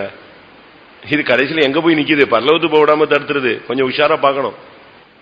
இவன் அப்பத்தை கேட்டான், எனக்கு என்ன செய்யுங்க, என்னோடு இருக்கிற ஜனங்களும் விடாய்த்து இருக்கிறார்கள், கொஞ்சம் அப்பம் கொடுங்க, நான் சேபாவையும் சல்முனாவையும் துரத்திக்கிட்டு இருக்கிறேன், நீங்க இந்த யுத்தத்தில் எனக்கு கொஞ்சம் சப்போர்ட் பண்றதுக்கு நீங்க சண்டைக்கெல்லாம் வர வேண்டாம், சாப்பாடு மட்டும் கொடு போதுன்னு கேட்கிறான். நீங்க இஸ்ரேல் புத்திரருடைய சரித்திரத்தை, வனாந்தர பயணத்தை நீங்க படிச்சு பாத்தீங்கன்னா, இஸ்ரேலின் பிரயாணத்துல ஒரு சில இடத்துல கேட்பாங்க, நாங்க ராஜபாதையில போறோம், தண்ணி மட்டும் என்ன செய்யுங்க எங்களுக்கு கொடுங்கன்னு கேட்பாங்க. ராஜபாதையில வரக்கூடாது, தண்ணியும் கிடையாது போன்றோம். அவங்களதான் பின்னால அவங்க ஜெயிக்கிறாங்க, அடிச்சு கொள்றாங்க. யாரெல்லாம் வழிவிட்டானோ அவனத்தெல்லாம் இவங்க நினைச்சது இல்ல, பிரச்சனை பண்றது இல்ல. அதே போல இவன் யுத்தத்துக்கு போற இடத்துல ஜனங்கள் விடாச்சதுனால அப்பம் கேட்டான், வேற ஒண்ணும் கேட்கல. அவன் ஒன்னே ஒண்ணுதான் கேட்டான், அப்பம் கொடுங்கள். உடனே அவங்க எல்லாம் பிடிச்சி இவனை பிடிச்சி வம்பிழுத்துட்டாங்க. அவன் சமாதானமா தான் பேசினான். சங்கீதத்தில் ஒரு வசனம் உண்டு, நான் சமாதானத்தை நாடுகிறேன், ஆனால் அவர்களோ யுத்தத்துக்கு ஆயத்தமாகிறார்கள். 127. நான் சமாதானத்தை நாடுகிறேன், அவர்களோ நான் பேசும்போது யுத்தத்துக்கு எத்தனைப்படுகிறார்கள். எப்படி இருக்கும்? நான் பேசுறது சமாதானத்துக்காக. சிஸ்டர் தோத்துறோம், என்ன சண்டை போட வந்துட்டீங்களா அப்படிமாங்க. நம்ம போறது எதுக்கு? காம்ப்ரமைஸுக்கு. நான் ஒரு அம்மாவை இந்த கன்வென்ஷன்ல பார்த்து எம்மா தோத்துறேன், என்ன என்னன்றீங்க? நான் சொன்னேன், நார்மலா பேசுறேன், நீங்க ஏன் டென்ஷன் ஆகுறீங்க? அவங்களுக்கு நான் இப்ப ஏதோ பண்ண பேச போற போல் இருக்குன்னு நினைச்சாங்க. தவறு. வயசாயிடுச்சு, தெய்வீகமா மாறணும். நமக்கு இந்த நாட்கள்ல ரொம்ப கவனமா இருக்க வேண்டிய ஒரு காலம். இவன் வந்து கேட்கறான், எங்களுக்கு அப்பம் கொடுங்கள்னு. அப்ப கொடுத்துட்டா அவன் பாட்டுக்கு போயிட்டே இருப்பான். நீ அவன் ஜெயிச்சுட்டு வரும்போது உனக்கு என்ன உண்டு? ஆசீர்வாதம் உண்டு. வயசான காலங்களில் பெற்றவங்க வயசானவங்க எல்லாம் நீங்க வந்து இந்த சாப்பாடு விஷயத்துல ரொம்ப நல்லா பராமரிக்கணும். அவங்களுக்கு வந்து நம்ம கண்சாடையா விடக்கூடாது. ஏன்னா நமக்கு வயசான காலம் வரும்போது என்ன செய்யும்? இதே பிரச்சனை. நீ எந்த அளவின்படி அளக்கிறாயோ அந்த அளவின்படியே உனக்கு என்ன செய்யப்படும்? அளக்கப்படும். அதனால அந்த விஷயத்துல நம்ம ரொம்ப கவனமா இருக்கணும். இவன் சாப்பாடு கேட்டான், சாப்பாடு கொடுக்கல. அப்ப அவனுக்கு பயங்கர விடாய்ப்பு, ஜனங்களுக்கு ஆகாரம் கிடைக்கல. அப்பதான் அவன் சொன்னான், நான் இப்ப டைம் இல்ல, நான் போய்கிறேன், நான் சமாதானத்தோடு ஜெயிச்சுட்டு என்ன செய்வேன் வருவேன். அப்ப வரும்போது இந்த கோபுரத்தை என்ன செய்வேன்? இடிப்பேன். ஒப்புரவாகுதல் ஆரம்பத்தில் உங்களுக்குள்ள இருந்துச்சு, இப்ப இருக்கா? பெனுவேலின் கோபுரம் கட்டும் போது சமாதானம் ஒப்புரவாகுதல் இருந்துச்சு. இப்ப வருஷம் தாண்டி வந்துருச்சு. பெனுவேலின் கோபுரம் கட்டி எத்தனையோ வருஷம் ஆச்சு.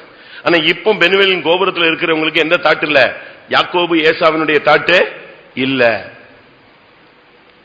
அதனால அவன் சொன்னான், நான் திரும்பி வரும்போது கட்டாயம் இதை நெஞ்சிடுவேன், இடிச்சிடுவேன் சொன்னான். அதே மாதிரி திரும்பி வந்து சரியான ஒரு ட்ரைனிங் கொடுத்தான். 16 வாசிங்க. பட்டணத்தின் மூப்பரை பிடித்து வனாந்தரத்தின் முள்ளுகளையும் நெறிஞ்சல்களையும் கொண்டு வந்து அவைகளால் சுக்கோத்தின் மனுஷருக்கு புத்தி வர பண்ணி பெனுவேலின் கோபுரத்தை இடித்து அவ்வூர் மனுஷரையும் கொன்று போட்டான். எப்படி இருக்கும் பாருங்க. உன் வாழ்க்கை இடிஞ்சு போனதுக்கு காரணம் நீ அப்பம் கொடுக்கல. பைபிள்ல சொல்லி இருக்கிறது, உன் எதிரி சத்துரு பசியா இருந்தாலே அவனுக்கு என்ன செய்வே? ஆகாரம் கொடுன்னு இருக்கு. அப்ப உங்க அம்மா அப்பா பசியா இருந்தா கொடுக்க கூடாதா? யோசிச்சு பாருங்க. ஒரு ஏழை பசியா இருந்தா கொடுக்க கூடாதா? இப்ப பாருங்க, கோபுரம் இடிபட்டு போயிட்டு. சமாதானம் முக்கியம். எந்த சூழ்நிலையிலையும் நீங்க ப்ராப்ளம் கிரியேட்டரா இருக்கக்கூடாது, ப்ராப்ளம் சால்வ் பண்றவங்களா மாறணும். சமாதானம் இல்லைன்னு சொன்னா நம்முடைய கோபுரம் இன்னைக்கு இல்ல, என்னைக்குனாலும் இடிஞ்சு விழும். உண்மையே உறுதியாய் பற்றி கொண்டிருக்கிற மனதையுடையவனை இது எப்படி காத்துக்கொள்வீர்? பூரண சமாதானம் ஒண்ணு இருக்கு. வாசிங்க அந்த வசனம். எசேக்கியேல் 26:3. 26ஆம் அதிகாரம் 3ஆம் வசனம். உம்மை உறுதியாய் பற்றி கொண்ட மனதையுடையவன் உம்மையே நம்பி இருக்கிறபடியால் நீர் அவனை பூரண சமாதானத்துடன் காத்துக்கொள்வீர். அது என்ன பூரண சமாதானம்? ஆஃப் குவார்டர் எப்படி? அது கால் பகுதி சமாதானம், அரைப்பகுதி சமாதானம், பூரண சமாதானம். அப்படியா? அப்படின்னா அதுக்கு தான் அந்த பூர்ணங்கிற வார்த்தை சொல்லி இருக்கு. ஏன்னா நம்மள வந்து 4 பேருக்கு பிரச்சனை, 4 பேர்ட்ட நல்லா இருக்கும். ஒரு 10 பேர்ட்ட நல்லா இருப்போம், 10 பேர்ட்ட என்ன செய்ய மாட்டோம், நல்லா இருக்க மாட்டோம். அவங்கள எனக்கு பிடிக்காது, இவங்களெல்லாம் எனக்கு பிடிக்கும். அப்போ இது என்ன சமாதானம்? பார்த்து பார்த்தாதான் என்ன செய்யுது இருக்கு. ஆனா பைபிள்ல பூரண சமாதானம் சொல்லப்பட்டிருக்கு. சரி, இந்த கோபுரம் இடிஞ்சு ஒண்ணு இல்லாம நாசமா போயிடுச்சு. யாக்கோபு அழகாக தேவனை தரிசித்த ஒரு மகிமையான ஒரு இடம், ஒரு பெரிய கோபுரம் கட்டி அதுல ஜனங்கள் இருந்தாங்க. ஆனா இப்போ சமாதானத்தை அவங்க காத்துக்கொள்ளாத பட்சத்தில் எல்லாமே நெஞ்சிருச்சு, இடிஞ்சு போயிடுச்சு. இன்னைக்கு நம்முடைய கோபுரம் எப்படி இருக்கு? இடிஞ்சிருச்சா? எப்படி இருக்கு? உங்களுக்கு சமாதானத்தை பேணிக் கொள்ளக்கூடிய மனசு இருக்கா? இன்னைக்காவது நீங்கள் ஒப்புரவாகுதலுக்கு உங்களை இடம் கொடுங்க. தாழ்த்தணும், வேற ஒண்ணு இல்ல. 7 விஷயம் மோங்குப்புற நெஞ்சிட வேண்டிதான், விழுந்துட வேண்டிதான். பொத்து பொத்து பொத்து பொத்துன்னு அப்படியே 7 விசை விழுந்து விழுந்து விழுந்து விழுந்து போய் பிரதர் சிஸ்டர் மன்னிச்சிருங்க அப்படின்னு தாழ்த்திருங்க. இருதயம் உடைஞ்சு ஒப்புரவாயிடுங்க. புருஷன்ட்டையோ மனைவிட்டையோ பிள்ளைகள்கிட்டயோ பெற்றோர்ட்டையோ ஊழியக்காரங்கள்ட்டையோ விசுவாசிகள்ட்டையோ அந்நியனோ புறஜாதியோ எல்லாத்தையும் நெஞ்சிருங்க, காம்ப்ரமைஸ் ஆயிடுங்க. யாக்கோபு ஒரு பரிவாரத்தை அப்படியே எடுத்து 2 பரிவாரம் அதை பிரிச்சு 2 இதை யார் கையில் கொடுத்த, ஒரு இதை ஏசா கையில கொடுத்துட்டான். அதுபோல ஒப்புரவாகும்படியாக நீங்கள் ஒருத்தர் பேசி முடிவெடுத்து நீங்கள் சமாதானமாகிக் கொள்ளுங்க. அவங்ககிட்ட இருந்து ஏதாவது அபகரிச்சிருந்தா நீங்க எடுத்துட்டீங்கன்னு அவங்களுக்கு துக்கம் இருந்தா அதை நெஞ்சிருங்க, திரும்ப கொடுத்துடுங்க. உங்களால் அப்படி செய்ய முடியுமா? என்ன நடந்துச்சு? அவ்வளவு அருமையாக நினைவாக வருஷக்கணக்காக கட்டி பாதுகாக்கப்பட்ட கோபுரத்தை சமாதானமின்மையினால் மறுபடியும் என்ன செய்யப்பட்டது? அது இடிக்கப்பட்டது. சரி, இடிஞ்சதோட விட்டாரா ஆண்டவரே? இடிஞ்சு போனதோட போச்சுன்னா முடிஞ்சு போச்சு. திருப்பி கட்டினாரா இல்லையா? வாசிங்க, யார் கட்டினா? 1 ராஜாக்கள் 12:25. யெரொபெயாம் எப்பிராயீம் மலை தேசத்தில் சீகேமை கட்டி அதிலே வாசம் பண்ணி அங்கிருந்து போய் பெனுவேலை கட்டினான். அங்கிருந்து போய் எதை கட்டினான்? பெனுவேலை கட்டினான். பெனுவேல் கோபுரம் மறுபடியும் கட்டி கிருபையினால் எழுப்பப்பட்டது. அங்கிருந்து போய் அவன் பெனுவேலை கட்டினான். மறுபடியும் சமாதானத்தை கட்டி எழுப்புங்கள், ஒப்புரவாகுதலை கட்டி எழுப்புங்கள், ஜப ஜீவியத்தை கட்டி எழுப்புங்கள், தேவனை முகமுகமாய் காண்கிற அந்த தெய்வீக வாழ்க்கையை மறுபடியும் கட்டி எழுப்புங்கள். எல்லாரும் கண்களை மூடுவோம். இடிச்சதோட போச்சுன்னா உன் வாழ்க்கை பாலடைஞ்சு போச்சு, முடிஞ்சு போச்சு, அது வேஸ்ட். ஆனா கர்த்தர் ஒரு மனிதனை எழுப்பி மறுபடியும் அந்த பெனுவேலை கட்ட வைத்தார். அதுபோல இடிஞ்சு போன, ஒப்புரவாகாம, ஐக்கியம் இல்லாம, கசப்புல, சூழ்நிலைகள்ல ஜபம் போய், தரிசனம் போய், தெய்வீகம் போய், தாழ்மை போய், ஒப்புரவாகுதல் போய், இப்படிலாம் நம்ம இடிஞ்சு போன ஒரு நிலவரத்தோடு நம்முடைய வாழ்க்கை போகக்கூடாது. அன்றைக்கு யெரொபெயாம் மூலமாக கர்த்தர் அதை கட்டினது போல இன்றைக்கு மறுபடியும் தேவனை முகமுகமாய் காண்கிற அந்த வாழ்க்கையை தேவன் நமக்குள்ளே கட்டி எழுப்புவாராக. கர்த்தாவே, நான் சமாதானத்தை உள்ள வாழ்க்கையை இழந்து போயிருக்கிறேன், மறுபடியும் எனக்கு அந்த வாழ்க்கை கட்டி எழுப்பப்பட வேண்டும். ஆமென். சமாதானம் அதுவே தேவனுடைய முகம் பார்க்க உதவும். எல்லாரும் கண்களை மூடுவோம். ஒரு 2 நிமிஷம் கண்களை மூடி முழங்கால் போடலாம்.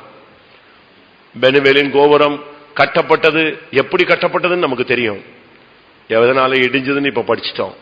ஆனாலும் கர்த்தர் கிருபையுள்ள தேவன் மறுபடியும் ஒரு காலத்துல அதை கட்டினார் என்பதையும் நாம் கேட்டோம். இன்றைக்கு நம்முடைய நிலவரம் என்ன?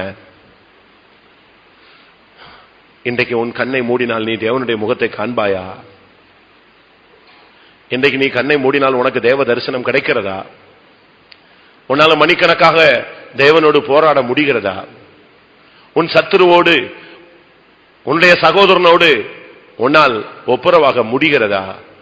உன்னை தாழ்த்தி உன்னை ஒப்பு கொடுக்க முடிகிறதா? விட்டு கொடுக்க முடிகிறதா? இன்னைக்கு கர்த்தர் உன்னோடு பேசுகிறார். ஒரு 2 நிமிஷம் எல்லாரும் கண்ண மூடி முழங்கால் போட்டு, எப்படி ஆயினும் தேவனுடைய முகத்தை நாம் பார்த்தே ஆகணும். அதுதான் நம்முடைய லட்சியம்.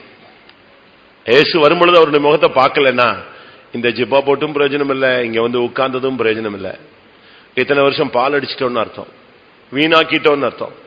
பவுல் சொல்லுகிறார், நான் வீணாக ஓடினதும் வீணாக பிரயாசப்பட்டதும் இல்லை என்கிற மகிழ்ச்சி எனக்கு இருக்கு.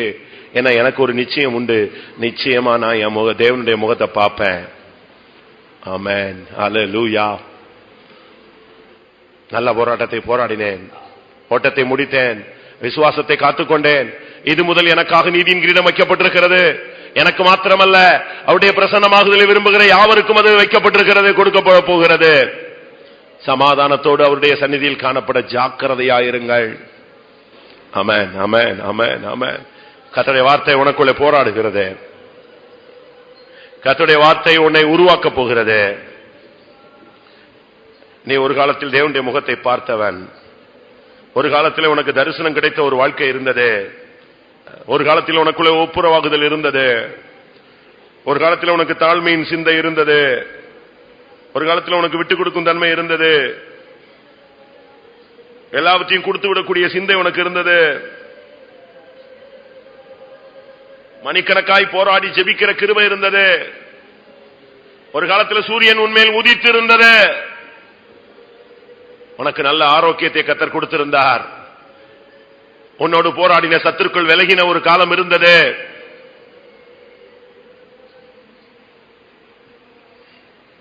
இன்றைக்கு கர்த்தர் உன்னுடைய வாழ்க்கையை நீ திரும்பி பார்க்க உனக்கு பேசிக் கொண்டிருக்கிறார். நீ திரும்பினால் நீ அவரோடு பழகி மறுபடியும் சமாதானமாய் மாறு. கர்த்தர் உன்னோடு பேசுகிறார். நீ அவருக்கு வேண்டும். அவர் வரும்பொழுது உன் முகத்தை காண விரும்புகிறார். அவர் வரும்பொழுது நீ அவருடைய முகத்தை காண வேண்டும்.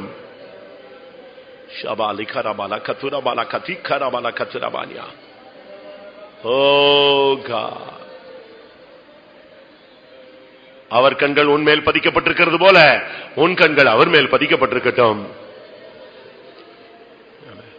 இடிந்து போயிருந்த கோபுரம் மறுபடியும் யெரொபெயாம் கட்டினான். ஆமென், ஆமென், ஆமென், ஆமென். மறுபடியும் சமாதானம் உள்ள, ஐக்கியம் உள்ள, மணிக்கணக்காய் போராடுகிற, தரிசனம் உள்ள ஒரு ஒப்புரவாகுகளின் வாழ்க்கைக்கு உன்னை கட்டி எழுப்புவாயாக.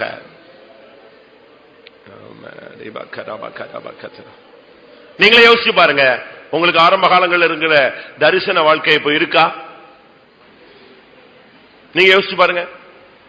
தேவனை முகமுகமாய் தரிசித்தது, பரலோக தரிசனம், சிலுவை காட்சி, பல நம்முடைய குறைகளை ஒத்துக்கொள்ளக்கூடிய காட்சிகள், நம்மை நாமே சீர்படுத்தக்கூடிய காட்சிகள், ஆண்டவரை தரிசித்த அனுபவங்கள், அன்னைக்கு இருந்து நமக்குள்ள இருந்த தாழ்மை, ஒப்புரவாகுதல், விட்டுக் கொடுத்தல், சகித்தல், ஜெபித்தல், போராடுதல் இன்னைக்கு இல்ல.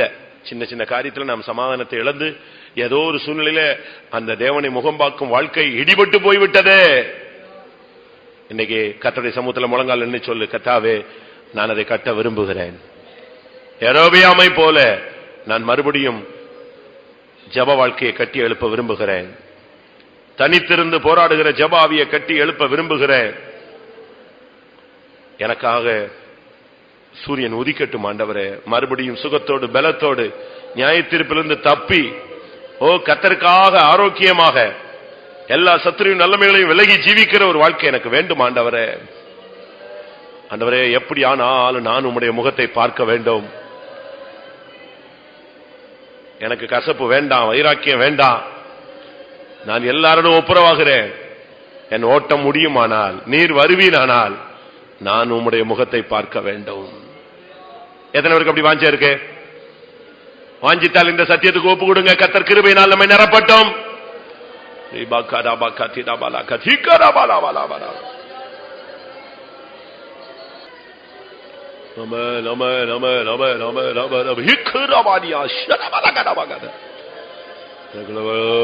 பெனுவேலின் கோபுரம் மறுபடி கட்டப்படட்டும் ஆண்டவரே. பெனுவேலின் கோபுரம் ஒவ்வொருவருக்குள்ள, சபைக்குள்ள, ஊழியத்துக்குள்ள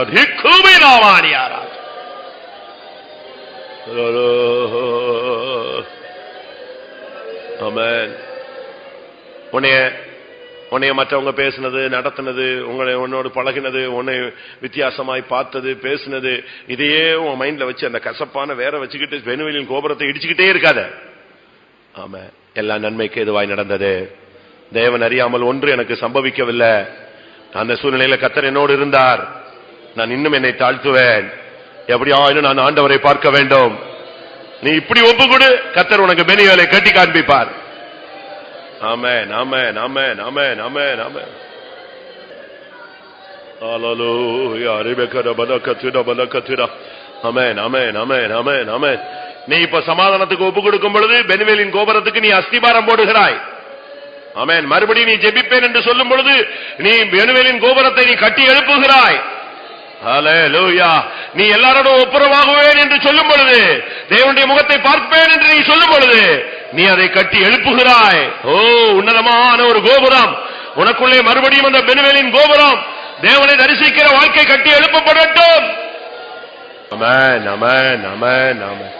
ஆம், கர்த்தருடைய சமூகத்துக்கு ஸ்தோத்திரம் பண்ணுவோம். Praise the Lord, praise the Lord, praise the Lord. ஸ்தோத்திரம், ஸ்தோத்திரம், ஸ்தோத்திரம், ஸ்தோத்திரம். கர்த்தருடைய வார்த்தைகளுக்காய் ஸ்தோத்திரம் பண்ணுவோம். ஸ்தோத்திரம். நம்முடைய வாழ்க்கை எப்படி கட்டி எழுப்பப்பட வேண்டும் என்பதை தேவன் நமக்கு சொல்லிக் கொடுத்தபடினால ஸ்தோத்திரம் பண்ணுவோம்.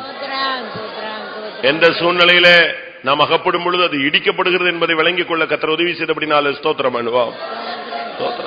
மறுபடியும் அதை கட்டி எழுப்பும்படியாக தேவனுடைய ஆலோசனை வெளிப்பட்டபடினால ஸ்தோத்திரம் பண்ணுவோம்.